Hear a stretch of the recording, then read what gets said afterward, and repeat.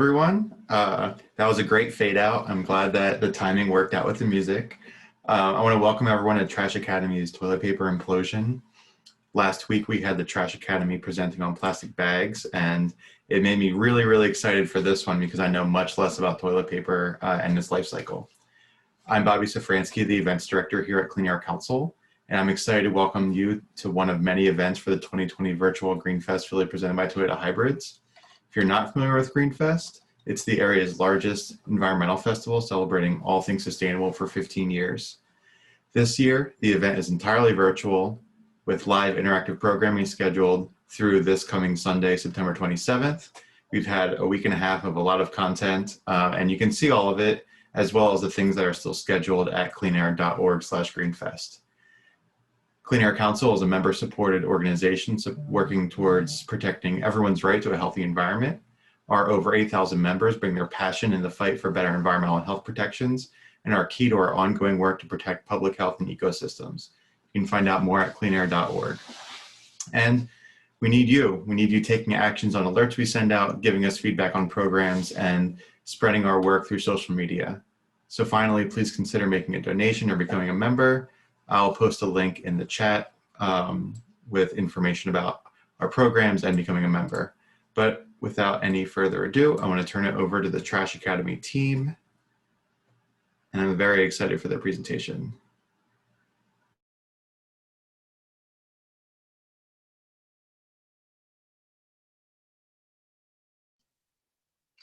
All right, thanks everybody for joining us. I'm gonna let Brianni get us started. Okay, hi guys. So I'm going to tell you guys a little bit about Mural Arts Philadelphia. So for over 35 years, Mural Arts has united artists and communities through a collaborative process rooted in traditions of mural making to create art that transforms public spaces and individual lives. Through participatory public art, Mural Arts Philadelphia inspires change in people, place, and practice, creating opportunities for a more just and equitable Philadelphia. And that's just a little bit about Mural Arts. And now I'm gonna pass it to Marletta to tell you guys about Trash Academy. Okay, so Trash Academy is a group of artists, youth, block captains, and people throughout the community. We come together and use creative thinking, art, and environmental research to talk about the many problems that are going on in our world today.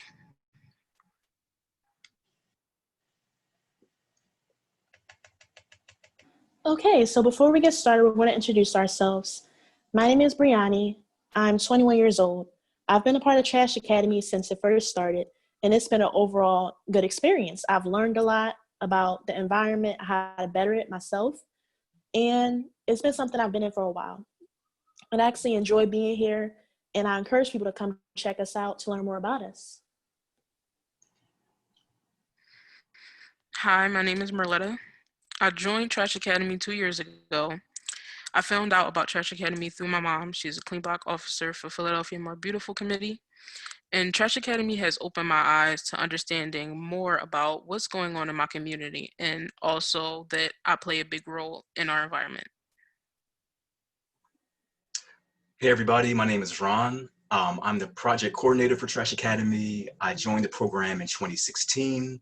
I first found out about it through the program director who I met at a art museum project through the Philadelphia Museum of Art. It was called Philadelphia Assembled, and it really brought together a lot of people in our community who maybe never would have met.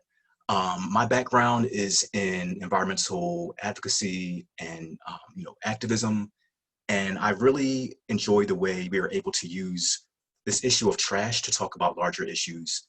And I'm really excited for this presentation today.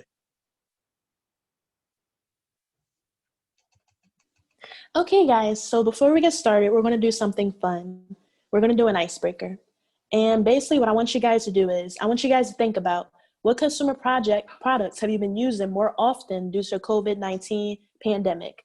And I want you to take 2 minutes to draw this item and show us all, hold up to the camera, and the time starts now.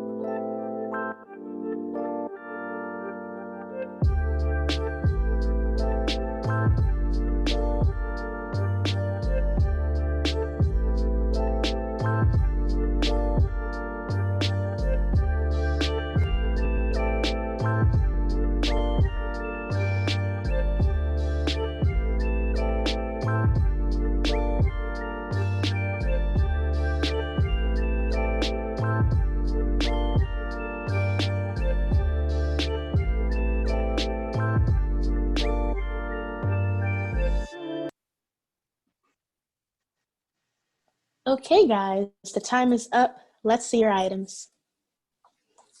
And we also participate as well. This is mine right here. Let's see. Let me see what y'all got. I see mask, I see bag, I see, oh, gloves. Gloves more than once. Zoom. I see another mask. Okay. So it seems like mask is repeating a lot now. And it actually makes sense because we've been using masks more often. So that's like the common theme. So I'm actually passing on to Ron, and he's going to give you a little background about toilet paper. All right, thanks, Brianni. So I know some people might be wondering, why are we talking about toilet paper? There's so many other things happening in the world. I mean, honestly, there's a lot going on. Why toilet paper? So first of all, when the pandemic first started, Trash Academy, like a lot of programs, we were kind of floundering and struggling to understand how we were going to operate in this new landscape with everything being digital and virtual. And one thing that we noticed is that toilet paper was actually a big topic of conversation when the pandemic first started because of something called panic buying. And let's show a little clip of that, like 30 seconds of what was going on, like when the pandemic first got started. It was really, really incredible.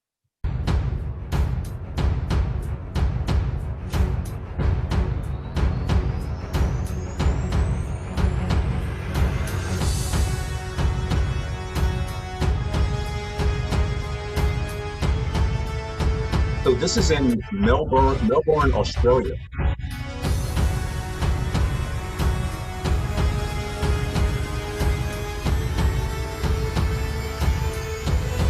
Okay, I think that's enough. People get the idea. So, this happened not only in, of course, Australia, but it happened all over the industrialized, wealthy nations around the world. People were like running to the store thinking that, toilet paper was going to somehow be unavailable. And there was a lot of panic buying and a lot of news segments about this, right? And we thought that, okay, maybe this is something that we can work with. So what we did is we gave our cohort about 5 or 6 different objects that were associated with the pandemic. And because we work on the principle of collaboration and working together, we had a discussion and we voted on which objects we would like to focus on. And what came out of this was toilet paper and plastic bags, and the plastic bag webinar we did last week, which was associated with our successful plastic bag campaign. So I want to put this in the context of what's going on right now in our country. We're having a national conversation around racial justice. And I feel like, what we really need to do is connect everything we're doing to that. And what we do here in Trash Academy is we like to focus on environmental justice as a key part of that conversation. Can we skip to the next slide? Yeah, so here in Philadelphia, as you all know, there's a lot of issues going on. And one way to really tease out and really shine a light on these bigger systemic issues is, interestingly, through the issue of trash. Now, looking at this map, I don't know who here has seen this before. This is the litter index that's put out by Clean PHL. The green areas are neighborhoods that are usually clean, green, pretty free of trash. Yellow, light green is like, pretty clean, still not, a little bit of trash. When we get into orange and red, these neighborhoods are dealing with serious issues of trash, litter, and actually also short dumping and illegal dumping as well. And if you know Philadelphia, you will know that these neighborhoods that are shaded in red are mostly minority neighborhoods.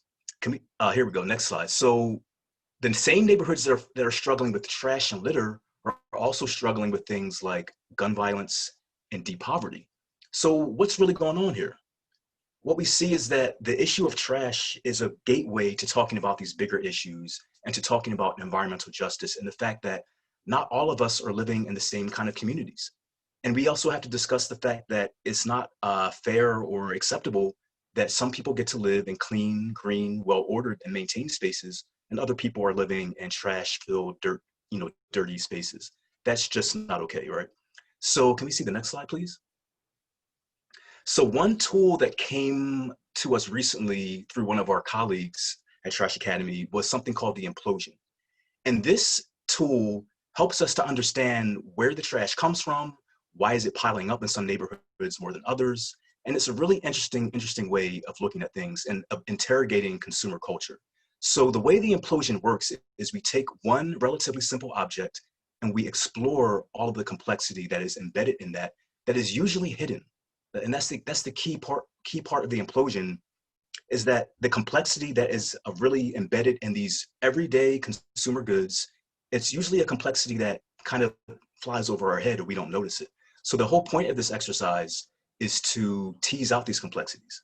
And this implosion was actually pioneered by a woman named Donna Haraway, who's a professor, and it was brought to us by someone named Gamar Markarian, who's a design strategist who actually introduced us to this, and we thank her a lot for that. So we're going to get started with the implosion, and the way the implosion works is through different dimensions. So each dimension is going to focus on different things, as you'll see, and Brianni's going to get us started with the material dimension. Okay, thank you, Ron. So let's dig right in. The material dimension. A lot goes into the production of Charmin. In order to get the toilet paper, one of the most important objects is a tree.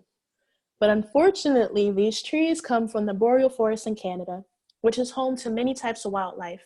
Not only is toilet paper production taken away from the homes, but the industrial production of toilet paper requires 37 gallons of water. That is not good at all. And if you think that's bad, listen to this. And 1.3 kilowatt hours of electricity per roll? Seriously? And then listen to this. Per person, the average person consumes 384 trees over their lifetime. That is like absolutely terrible. I am shocked hearing this type of stuff. And actually, we're going to watch a video to better understand more about the boreal forest.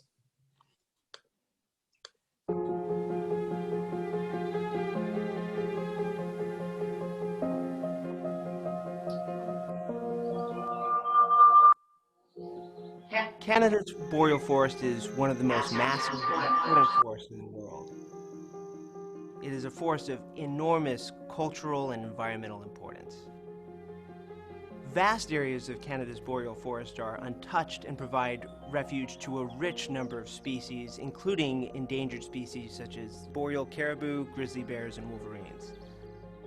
I think many people would be surprised at how important the boreal forest is to North America's songbird population. Each year, between 3 to 5 billion songbirds go to the boreal forest to nest and then return in places throughout the entire continent and South America as well.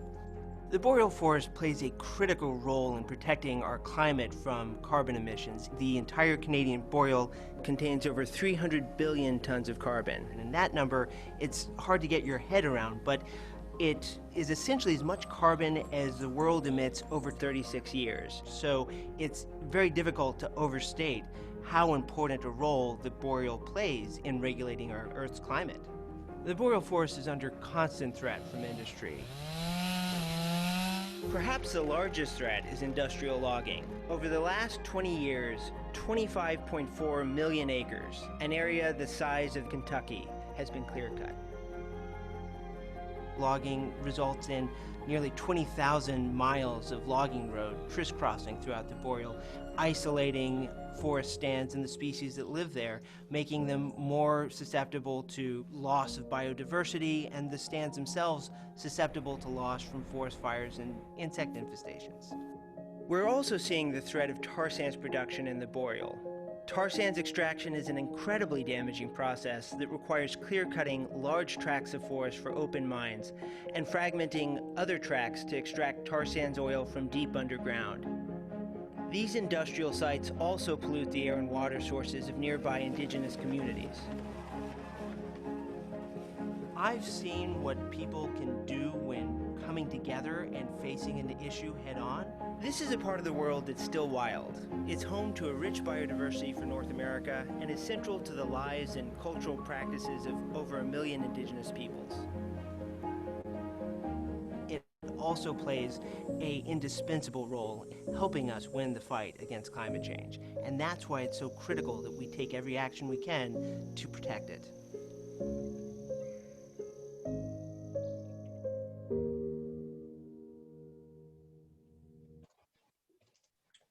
Okay. Now let's talk about the bodily organic dimension. This slide shows what and how much we consume ties us to how much toilet paper we use.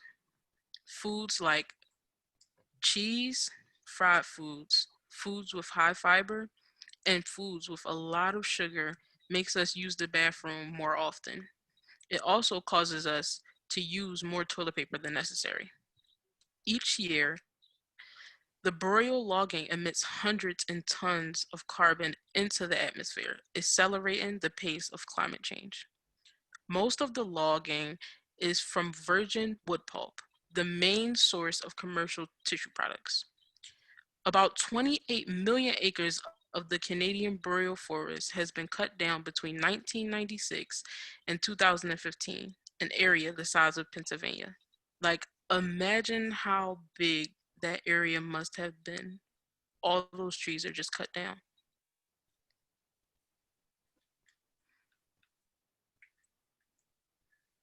Now I hand it off to, okay.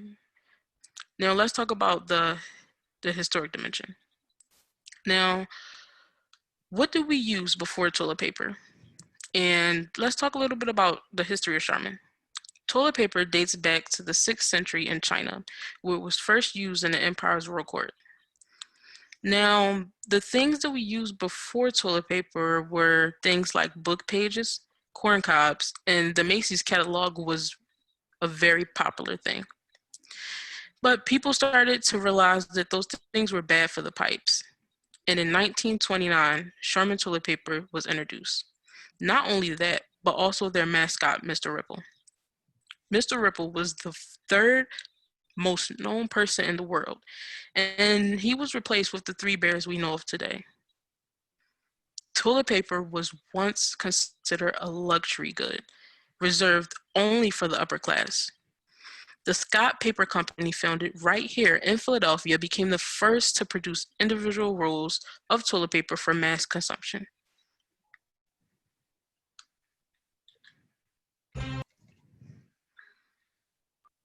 Okay, guys, I hope you've been paying attention because now we're going to play a game.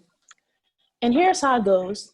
When the question is multiple choice, a poll will appear on your screen. Click the letter next to your guess.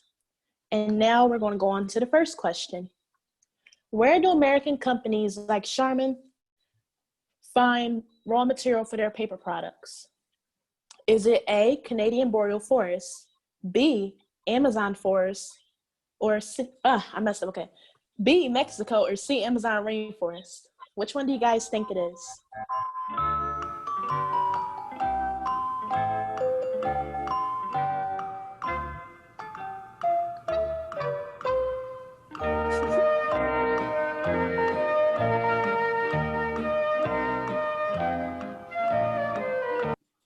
This is an easy one. Yes. Okay, guys. Let's do one more question. How many acres of Canada's boreal forest have been cut down over the past 20 years? Is it A, 5 million acres, B, 17 million acres, C, 40 million acres, or D, 28 million acres?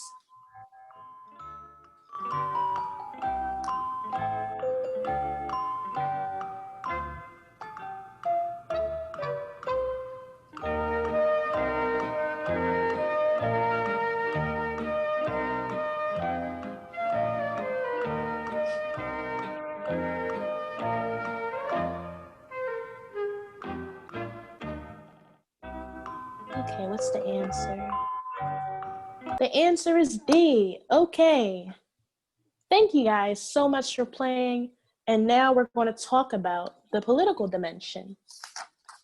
So, the Canadian boreal forest, for those who don't know, is the ancestral homeland of more than 600 indigenous communities. Not only that, but 70% of the world's population doesn't use toilet paper. What is the point of destroying forests when not all people use toilet paper? That makes no sense. And another thing is, when we think about the Amazon, we feel like it's the most important forest because we hear about it all the time. It's always in the news, you know? But the boreal forest is where they get the materials from the toilet paper. So that's not good at all. And to better understand this, we're actually going to watch a video to see how indigenous people are impacted by forest destruction.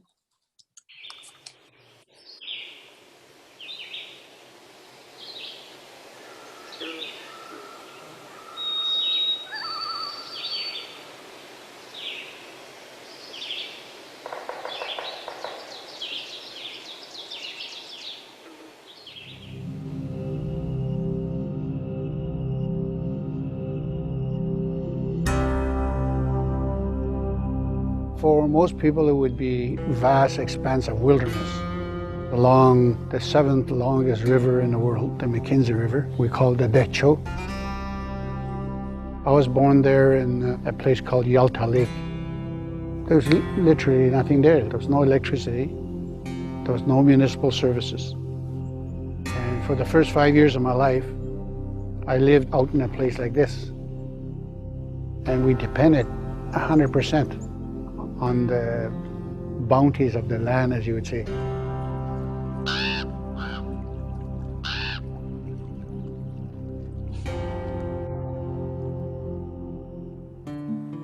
I am Stephen Kakwe. I am Dene, a First Nations person from Fort Good Hope in the Northwest Territories in northern Canada.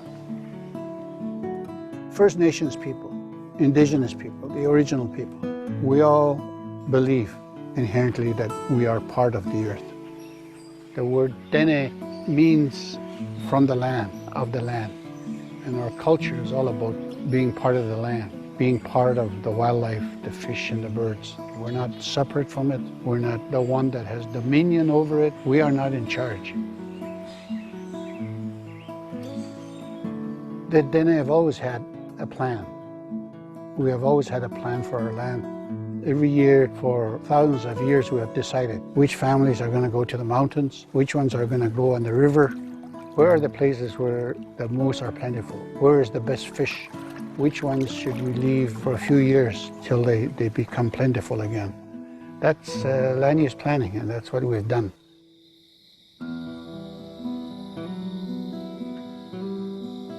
Generations of our people were raised in institutions. And that has robbed us of the language and the culture and the things that make us Dene. I spent 7.5 years in residential school. I was taken away from my family. I did not grow up with my people and my community. I forgot my language. I went through some horrible suffering. The people that I went to residential school with became my family. And when we came out of residential school, we went back to our communities, and that was our network. And we became the chiefs, we became the spokesmen and the leaders. We're the elders now of our people. What is closest to me is the land where I was born. Everywhere I look, there's stories, there's spiritual, sacred sites, and those are beautiful to me in my heart and my mind.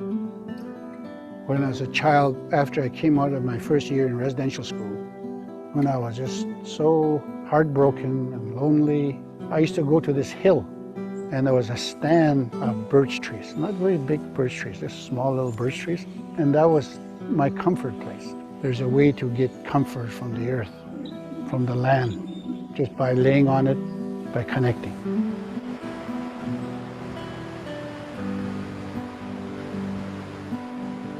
Elders say the earth loves us because it's been taking care of us for thousands and thousands and thousands of years. And it maintains the balance. The air is good to us. The wildlife is good to us. The water is bountiful. As Dene people, as indigenous people, we pay attention to everything that goes around us. The weather is changing, and our people have known that for many, many years. When you're putting too many poisons and chemicals into the air, when you are starting to put too much garbage into the oceans, too much chemicals into the rivers, when you have huge tracts of land that are polluted, no longer able to grow things and sustain things. And when they're all happening all at the same time, then It should be a concern for everybody.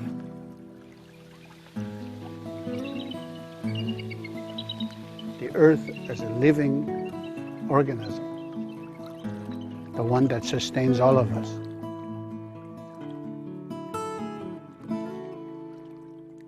Just as indigenous people have rights, just as all human beings have rights, so does the earth. And we have to get to the day when we say, yes, every one of us, all people, all companies, and all governments will respect the rights of the earth.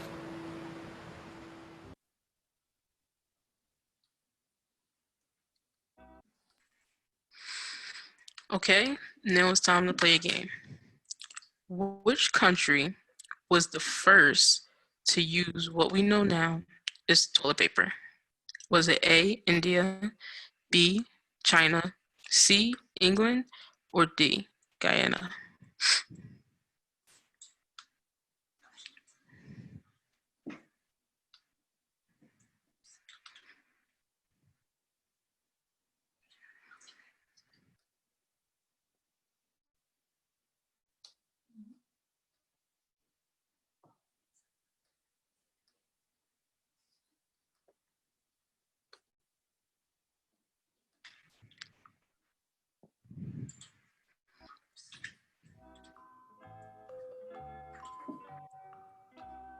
And the answer is B, China.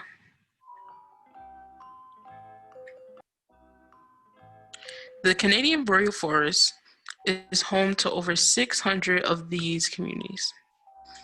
Is it A, First Nation Indigenous, B, maple syrup farmers, or C, uncontacted tribes?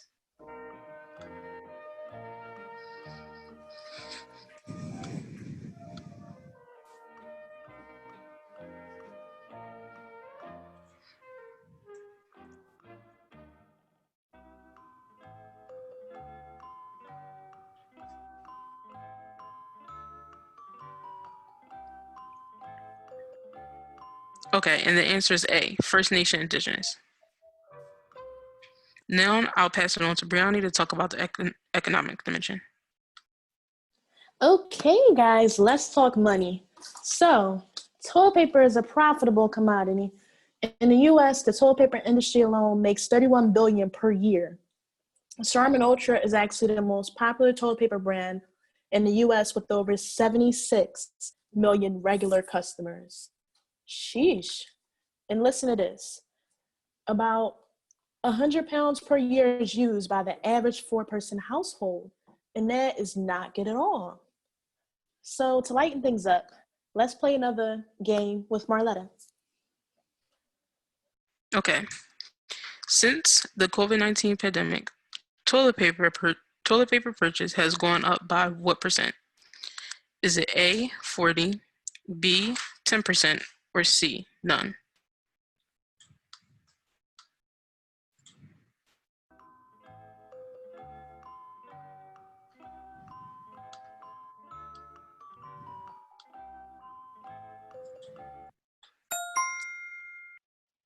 And the answer is 40%. Now, how many Americans regularly use Charmin? Is it A, 50 million, B, 98 million, or C, 76 million?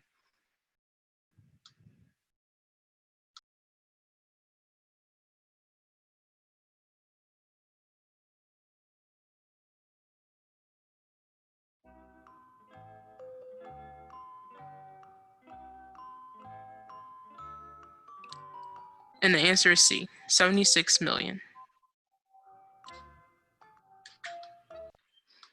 Okay, now let's talk about the labor dimension. Now, Mahupani, PA is home to the largest Procter & Gamble manufacturing facility in the United States. They have over 2,200 workers. Procter & Gamble is the parent company of Charmin toilet paper brand. Now, in addition to their main facility in Pennsylvania, Procter & Gamble operates 5 other product plants across the US. They are located in Missouri, Green Bay, Albany, Georgia, and also California.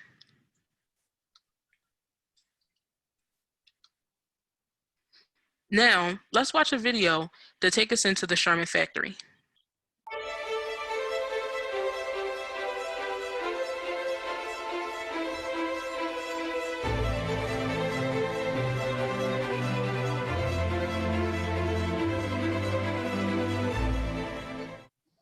I just want to let our consumers know that the Charmin is on its way. My name is Cecilia Colburn, and I am the plant manager here in Green Bay, Wisconsin for Procter & Gamble. I remember looking at it, the plans that Procter & Gamble had used at some of our plants in China when the COVID outbreak first started. I turned to my husband and said, we are never going to need this. And I was very wrong.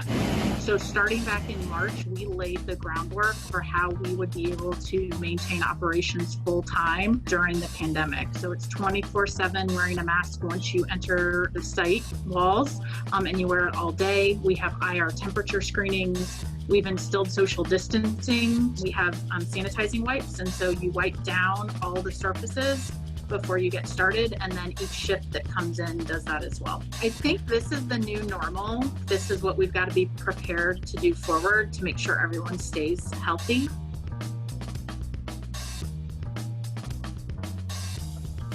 We start by bringing in pulp on rail cars. From there, we run it through a paper machine, which is kind of a 3-story tall machine that's probably 100 yards long. It's quite a big piece of equipment. It makes giant rolls of toilet paper is what it looks like. And then those are taken out to what we call a converting line, which unrolls them and re-rolls them onto the smaller core, which is what you get your product on at home. And then it also cuts them into the size rolls that you would purchase. And that equipment also packs it into all the different configurations that you would find our products. We're making record level production of our products to meet the record level demand. It makes me feel really good about what I do.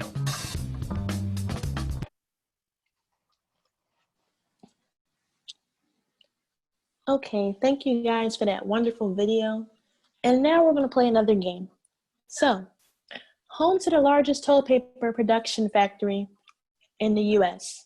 Is it A, Philadelphia, B, Mahoopany, or C, Mahoopin? Oh, it says Salem. I'm in Salem.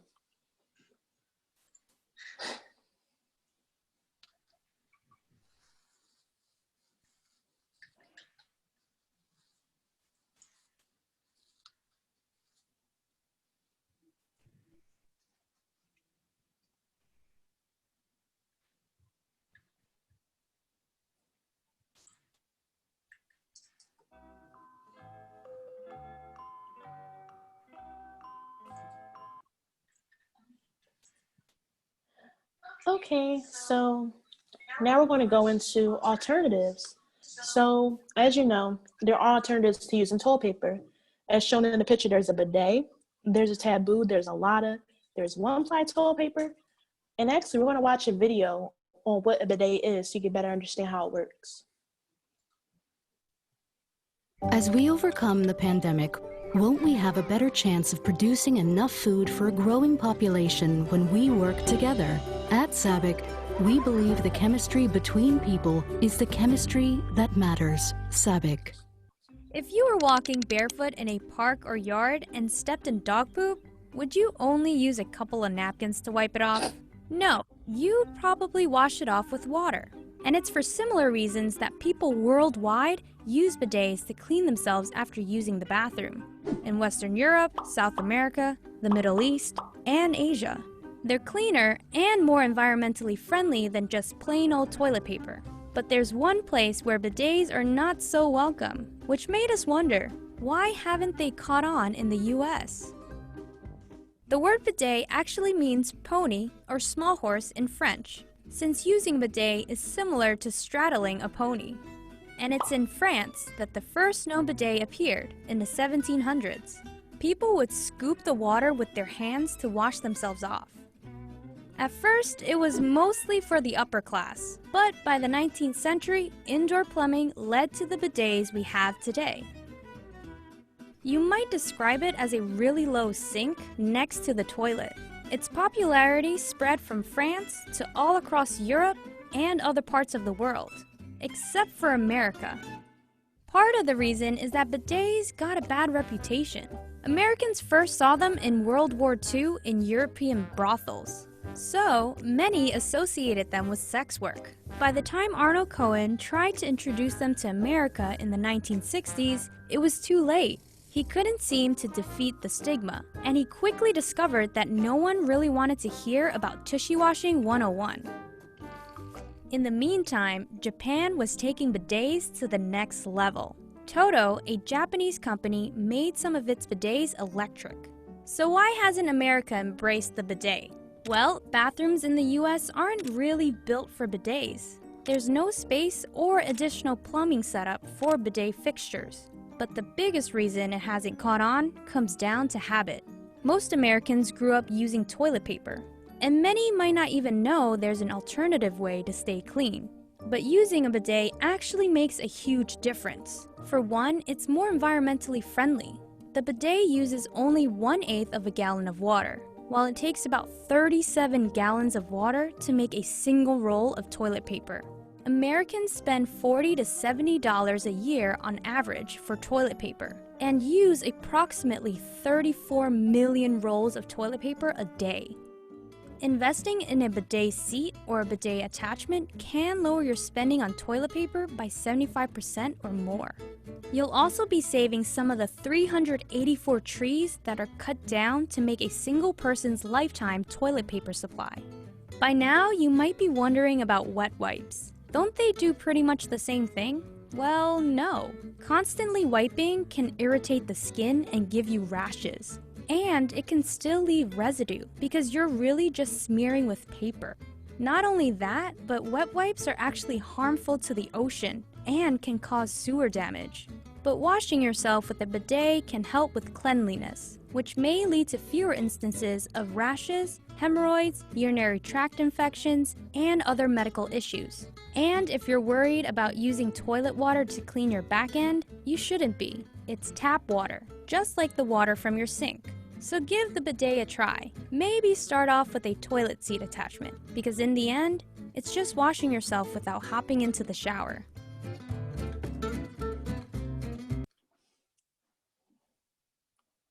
Okay, thank you for that video. I hope it was informational for you guys. So just like we previously talked about all the harms being caused by the toilet paper industry, like I said, there are alternatives. And surprisingly, 70% of the world doesn't use toilet paper. One of the alternatives, as we saw, is a bidet. And it's attached under the toilet seat and it cleans you after you use the bathroom. It's 6 times more water efficient and you use a lot less toilet paper. Wholesale toilet paper is an option too. It's only 1 ply, uses 12 gallons of water per roll, while luxury uses 37 gallons. And toilet paper made from virgin pulp does more damage than good. An example of this is the fact that we're using virgin wood pulp from the forest that we need for biodiversity to mitigate climate change. So you can see how much harm that does.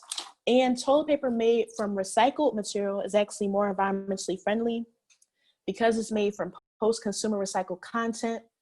And another thing about it is habit plays a big role in toilet paper use, and that's really unfortunate, but it can be broken.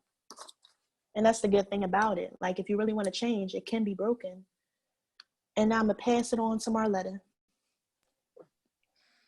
Okay, so like Brianni was saying before, wholesale toilet paper is the best way to go. But we don't want you guys taken away from the fact that if you use wholesale toilet paper, that makes the whole situation go away. We also have collective action. Now, these are just a few mini groups that are taking action about what's going on. So the Rainforest Action Network, the Environmental Paper Network, the NRDC, and many other groups want 85% more environmental responsibility for this cause. Now, let's talk about the 2020 toilet paper sustainable scorecard. This scorecard shows a F to A rating on which toilet papers are worse for the environment and the more sustainable ones.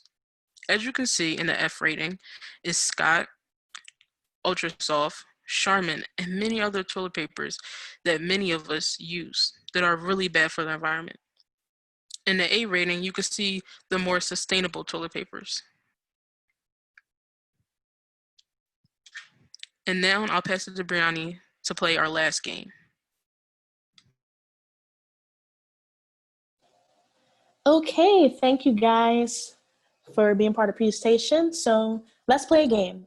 Protecting the boreal forest will fight against A, human trafficking, B, climate change, or C, jewelry smuggling?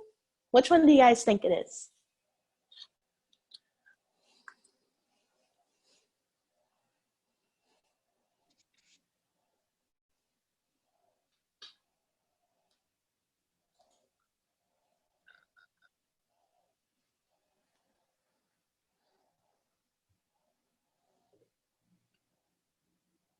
I'm going to guess it's not jewelry smuggling. No. Okay. All right, so if you guessed B, climate change, you guys were right. So on to the next one. Is it popular or overrated? The percentage of the world that actually uses toilet paper, is it A, 50%, B, 30%, or C, 70%?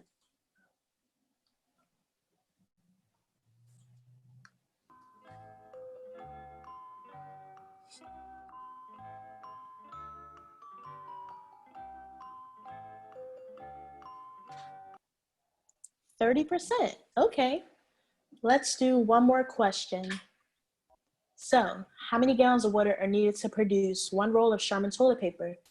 Is it 5 gallons? Is it 37 gallons? Or is it 17 gallons?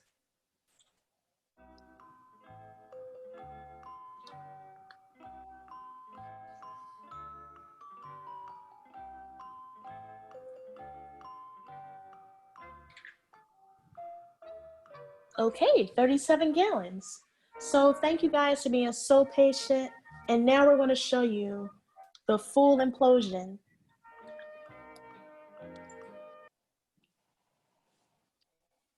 All right, so here it is. You've been seeing like bits and pieces of this image throughout the presentation, but this is the entire implosion image that shows us all the complexity that is embedded within Charmin Ultra toilet paper. Now, how many of you, when you go to the store, just grab toilet paper off the shelf, would have thought that all of this is connected to something that is so simple, something that we use every day without even thinking about it, right? And just to sum up the main points that Brianni and Marletta so eloquently gave across, you know, the boreal forest is one of the most ecologically important forests in the world, perhaps even more important than the Amazon. So the fact that we're literally wiping our butts with this forest, it's obscene. And right now, in this moment where conversations are happening about climate change and environmental justice and environmental sustainability, we have to start looking at ways that we can intervene and change things, right? And as Marletta said, we don't want people to think that just buying things or changing the way we buy things is the entire solution, but it is part of the solution. And let me explain why for a second. We talked about the 76 million people who are regularly using Charmin Ultra, right?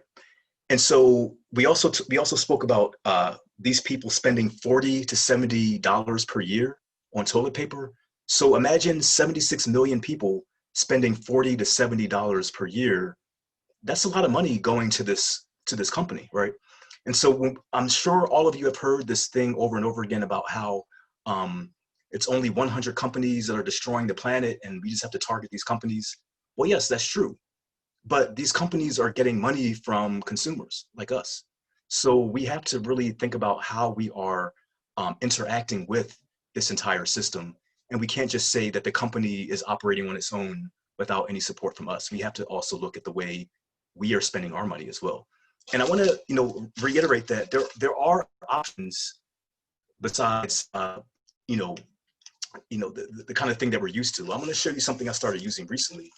It's called Who Gives a Crap. I heard about this from the Green Philly blog. It's actually, it's really, really good, like quality toilet paper made from recycled content, recycled paper. It comes in this nice packaging. I got this in like a 50, it came like 50 rolls of toilet paper for about 50 bucks. Really good. I think it's 2 or 3 ply, so it's pretty soft. It's not like sandpaper, like you would think recycled paper is, it's like uncomfortable. It's actually nice. And now I have a bidet. And the reason why I started doing these things is because of the research that we embarked on earlier this year. I mean, I had no idea that toilet paper industry was so destructive and that it was interfering with indigenous people and interfering with biodiversity. I just, like everybody else, I was like, go to the store, grab some toilet paper, don't even think about it. But here's the problem. Think about our implosion and the fact that we were just focusing on one single thing, right? Now think about when you go to the store, when you go to the dollar store, when you go to the supermarket, how many products are on the shelf? And imagine if we did an implosion for each one of those products. Let's look at this next. I think we have one more slide on here I want to take a look at. This is a slide of global greenhouse gas emissions. If you take a close look at this image, you can notice that a lot of our greenhouse gas emissions come from transportation and energy use. And a lot of this transportation and energy use is connected to consumer culture. It's connected to the things that we're buying and selling every single day. And many of these things they're not necessary, or they're actively harmful and destructive. So while I do believe that there is no ethical consumption under capitalism, that is true, I do believe that we can more or less consume ethically. Like it's not all or nothing, right? We have to start intervening and chipping away at this greenhouse gas usage however we can, right? So I think the next slide is, does anyone have any questions, anything they want to ask us? Now's the time.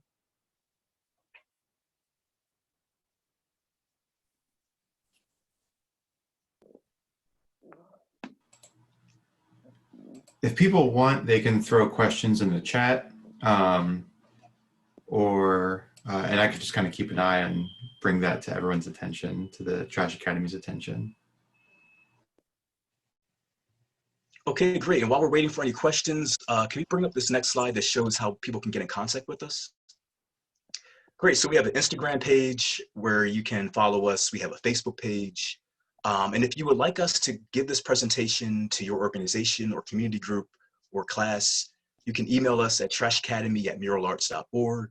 We are happy to give these presentations anytime. Just give us some notice, and we want to spread this knowledge.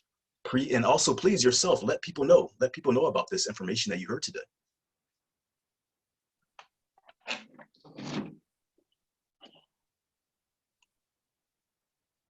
Great, thank you. Someone says that they were very inspired and they really want to start using the bidet. That's great.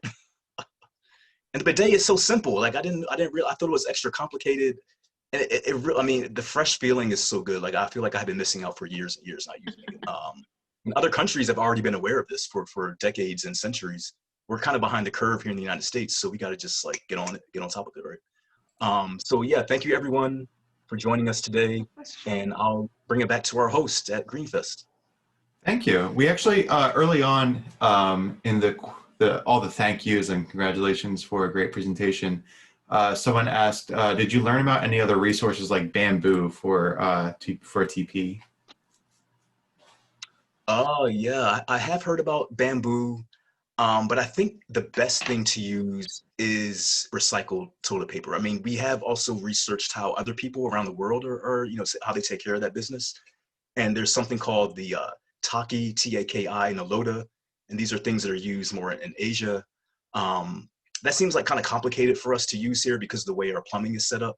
But I think it's really important for us to realize and accept the fact that only 30% of the world is actively using this product. And so this gets us into the realm of the racial capitalism thing we were talking about earlier, and environmental justice. Who are these 30% of the world? Like, who are these people? They're mostly people living in the rich Western countries, and these are the people who are driving the destruction of these forests. So there's a lot going on here. And I'm sure if you research it, there might be other things besides bamboo. I think bamboo grows pretty quickly. so it's probably not that bad to use. I would look into it. And there was another question wondering how you dry off after using a bidet. You use the recycled toilet paper. That's how I do it. Like I realize that, okay, you're using the bidet, you're going to be kind of moist or whatever afterward. So you have to dry off somehow, unless you're just hopping into the shower. So that's where the recycled toilet paper comes in. But the thing is, you use so much less. Like I used to use like maybe 6 or 8 pieces of this paper normally. Now I only use 2. So I've cut back so much just by using it in conjunction with the bidet, because you're already pretty much clean after you use a bidet. Well, thank you so much, That's everyone great from the question. Trash Academy. I have also gotten a bidet in the past couple years, and yeah, it's great. It's thinking back, it's strange to think about using the bathroom without using a bidet. So, highly recommend. I think when I got one, it was just a random, like, relatively cheap thing on Amazon just to try it out, and never looking back. You know, once that thing breaks, I'm gonna get a really nice one, maybe with heated water. But yeah, thanks again. Really appreciate it. I love all of these presentations. I would highly recommend people look into the Trash Academy. I just followed you on Instagram, so I'm very excited to see more about what you guys are working on. This and every other presentation with Greenfest is going to be recorded. It's on cleanair.org/Greenfest. We have a recap page that has every presentation. So you can go back, rewatch ones that you might have missed some details, or see the presentations that you missed entirely. There are still a few days left of Greenfest, so it goes until Sunday, this coming Sunday. So hopefully we see you all in some more presentations. And with that, I want to thank everyone again and wish everyone a good evening. Thanks, everybody.